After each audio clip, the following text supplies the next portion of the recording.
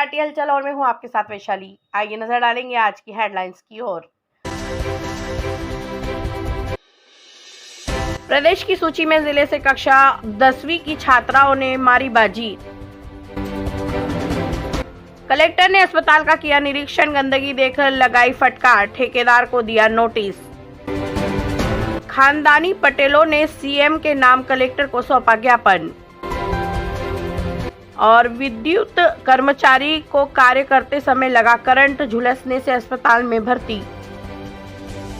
और अब खबरों को देखेंगे विस्तार के साथ। बुरहानपुर जिले में माध्यमिक शिक्षा मंडल बोर्ड की ओर से कक्षा 10वीं और 12वीं का परीक्षा परिणाम घोषित किया गया है। मध्य प्रदेश टॉप 10 की सूची में कक्षा 10वीं की 2 छात्राओं ने बाजी मारी है, तो वहीं कक्षा 12वीं के एक युवक ने भी प्रदेश की सूची में अपना नाम दर्ज कराया है, जिसको लेकर विद्यार्थियों का स्कूल परिवार द्वारा मिठाई खिलाकर स्वागत किया गया। बुरहानपुर माध्यमिक शिक्षा मंडल भोपाल ने कक्षा 10वीं और 12वीं की परीक्षा का परिणाम घोषित किया है। बुरहानपुर जिले के आदर्श विद्यापीठ और शासकीय सावित्रीबाई फुले कन्या शाला स्कूल की छात्राओं ने प्रदेश में 7वां और 9वां रैंक हासिल की है।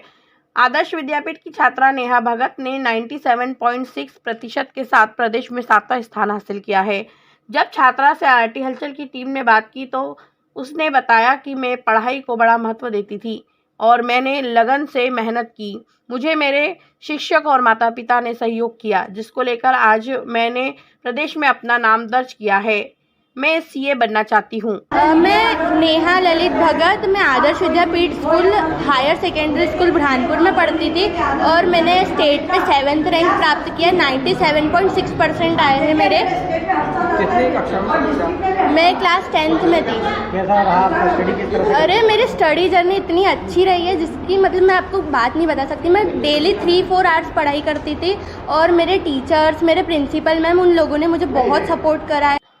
वहीं शासकीय सावित्रीबाई फुले कन्या शाला स्कूल की छात्र मानसी योगेश्वर ने 97.2% बनाकर प्रदेश में 9वां स्थान हासिल किया है। छात्रा के पिता मजदूरी का कार्य करते हैं। बेटी जिले के ग्राम बिरोदा में रहती है। 11 किलोमीटर दूर ऑटो से सफर कर सरकारी स्कूल में पढ़ाई करने के लिए पहुंचती थी। मेहनत और लगन से पढ़ाई करने पर प्रदेश में 9वां स्थान प्राप्त किया है। छात्रा यूपीएससी क्लियर करना चाहती है। मैं अपने इस सक्सेस का श्रेय जो होता है मेरे टीचर्स को और मेरे मम्मी पापा को देना चाहूँगी। उन्होंने हमेशा मुझे इनकरेज किया और बताया कि तुम ये सब कर सकती हो, मतलब 90 से ऊपर मार्क्स आ सकते हैं तुम्हारे।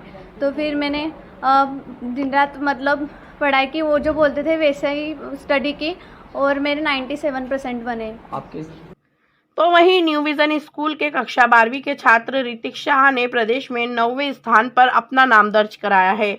जिले में 2 छात्राओं और 1 छात्र को प्रदेश में स्थान मिलने पर खुशी जाहिर की है और उनके माता पिता सहित स्कूल परिवार ने पुष्पमाला से स्वागत कर उन्हें मिठाई खिलाकर बधाई दी। जब कक्षा 10वीं और 12वीं के परीक्षा परिणामों को लेकर जिला शिक्षा अधिकारी रविंद्र महाजन से बात की तो उन्होंने बताया कि कक्षा 10वीं का जिले में 59 पर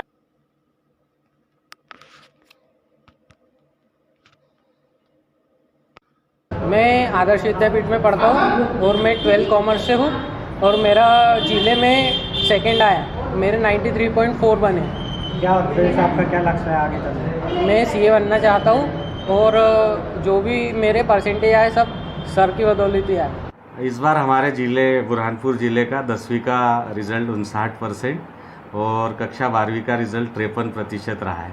हाँ, जिले से कक्षा 10वीं में 2 छात्राएं मेरिट लिस्ट में आई है, 7वें और 9वें स्थान पे, और कक्षा 12वीं में 1 छात्र Hrithik Shah new vision school का, वो मेरिट में आया है। बुरहानपुर के जिला अस्पताल में गंदगी की मिल रही शिकायत के बाद आज निरीक्षण करने के लिए कलेक्टर पहुंची और उन्होंने यहां पर निरीक्षण किया। सबसे पहले वहां गंदगी देख भड़क उठी और उन्होंने ठेकेदार को नोटिस जारी कर जवाब मांगा, जिसके बाद उन्होंने सभी वार्डों का भ्रमण कर व्यवस्थाएं देखी, कमियां दिखने पर पूरा करने के निर्देश दिए। बुरहानपुर जिला अस्पताल में व्यवस्थाओं का निरीक्षण करने कलेक्टर भव्या मित्तल गुरुवार सुबह अचानक पहुंच गई। जिला अस्पताल में असुविधाओं और उपचार में लापरवाही को लेकर कई शिकायतें लगातार मिल रही हैं। अस्पताल में व्यवस्था सुधारने के लिए कलेक्टर ने नोडल अधिकारी भी नियुक्त किया है। लेकिन इसके बावजूद शिकायतें मिलने के बाद गुरुवार सुबह कलेक्टर अस्पताल में निरीक्षण करने पहुंची। निरीक्षण के दौरान गंदगी और लिफ्ट बंद मिलने पर कलेक्टर ने नाराजगी जाहिर करते हुए कहा, इमरजेंसी और सर्जिकल वार्ड में मरीजों को लाने ले जाने में इसमें परेशानी होती है। वहीं अस्पताल परिसर में गंदगी, कचरा और सफाई व्यवस्था सही नहीं होने पर कलेक्टर ने नाराजगी व्यक्त करते हुए ठेकेदार को नोटिस जारी करने के निर्देश दिए। किसी भी इंस्टीट्यूशन में बहुत सारी चीज़ें रहती हैं सुधार की, तो उस प्रकार से जिला चिकित्सालय में भी है। कई बार हमारे लिफ्ट्स हम चालू करते हैं पर फिर मेंटेनेंस के अभाव में वो वापस से बंद हो जाती हैं। तो सिविल सर्जन को यही बोला है कि एक एनुअल मेंटेनेंस कॉन्ट्रैक्ट जो है वो करेंगे, जिससे एनुअली कोई एक कंपनी अपन हायर करके रेगुलरली लिफ्ट का मेंटेनेंस करेंगे। साथ साथ में भंगार पे भी कार्रवाई करेंगे सिविल सर्जन और उनकी पूरी टीम। कुछ सीटिंग के लिए विजिटिंग चेयर्स ये भी व्यवस्था कर रहे हैं, कुछ हमारे अदर जिलाधिकारियों के माध्यम से भी हम व्यवस्था कर रहे हैं। और इवन जनता को ये आग्रह है कि जिला चिकित्सालय अपने ज़िले का सबसे बड़ा चिकित्सालय है। कोई भी अगर यहाँ पर अपने परिवार वालों के लिए, अपने खोए हुए बीते हुए अपने माँ बाप के नाम पे अगर कोई अपना दान करना चाहता है एक विजिटिंग चेयर, तो पीछे नाम लगा के हम उनकी याद में यहाँ पर एक दान स्वरूप लेने को भी तैयार हैं। और इसमें सभी की भला भी होगा, क्योंकि बहुत सारे गरीब लोग यहाँ पर आते हैं और बैठने की ना व्यवस्था नहीं है। रोगी कल्याण समिति में भी कई सालों से दान बहुत ही कम आ रहा है, और जिससे जिला चिकित्सालय में कई सारी सेवाएं देने में कठिनाई होती है। तो उसके लिए भी हम जनता को आग्रह करेंगे। और साथ साथ में कुछ प्लांटेशन के लिए भी यहाँ पर बोला है, और अभी आगे भी बाकी व्यवस्थाएं हम देखेंगे। बुरहानपुर जिले के ग्राम खानदानी पटेल आज अपनी 3 सूत्रीय मांगों को लेकर जिला कलेक्टर कार्यालय पहुंचे। यहां पर उन्होंने मध्य प्रदेश के मुख्यमंत्री के नाम कलेक्टर को ज्ञापन सौंपकर खानदानी पटेलों को अधिकार मिले इसकी गुहार लगाई। निराकरण नहीं होने पर आंदोलन की चेतावनी दी। बुरहानपुर मध्य प्रदेश आदर्श ग्रामीण पटेल संघ के बैनर तले जिला कलेक्टोरेट कार्यालय परिसर में मंदिर में संघ की बैठक आयोजित हुई। बैठक में उन्होंने चर्चा की और मध्य प्रदेश के मुख्यमंत्री शिवराज सिंह चौहान के नाम कलेक्टर भव्या मित्तल को 3 सूत्रीय मांगों को लेकर ज्ञापन सौंपा। आदर्श ग्रामीण पटेल संघ के प्रदेश अध्यक्ष राजेश पटेल ने जानकारी देते हुए बताया कि भाजपा सरकार को कई बार ज्ञापन आवेदन दिए हैं, लेकिन जिसके बावजूद भी खानदानी पटेलों की और सरकार द्वारा कोई ध्यान नहीं दिया जा रहा है।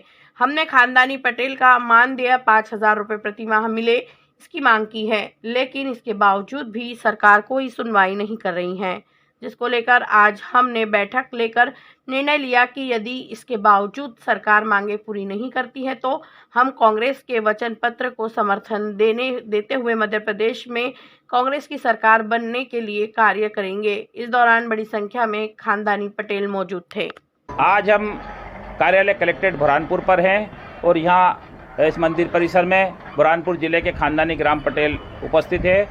हम लोग माननीय कलेक्टर महोदय को ज्ञापन दे रहे हैं मुख्यमंत्री जी के नाम, जिसमें हम अपनी वही बात को दोहरा रहे हैं कि माननीय अगर आप समय रहते पटेलों के विषय में खानदानी पटेलों को मानदेय और अधिकार देने और उनके पद को वंशानुगत बनाने के विषय में कोई निर्णय नहीं लेते हैं, तो हम कमलनाथ जी से वचन पत्र लेकर के फिर उनकी सरकार बना करके हमारा अधिकार और मानदेय प्राप्त करेंगे। बुरहानपुर जिले के ग्राम घाघरला में विद्युत कर्मचारी को सुधार कार्य करते समय करंट लगने से वहां बुरी तरह से झुलस गया। घायल को उपचार के लिए जिला बुरहानपुर में भर्ती किया गया, जहां पर डॉक्टरों की टीम घायल कर्मचारी का उपचार कर रही है। बुरहानपुर जिले के ग्राम डालमहू में विद्युत कर्मचारी को सुधार कार्य करते समय करंट लगने से वहां बुरी तरह से झुलस गया। जमीन पर गिरने पर मौजूद लोगों ने पीड़ित मजदूर को निजी वाहन से उपचार के लिए नेपानगर के सामुदायिक स्वास्थ्य केंद्र पर पहुंचाया, लेकिन गंभीर हालत होने पर वहां से बुरहानपुर जिला अस्पताल में रेफर कर दिया।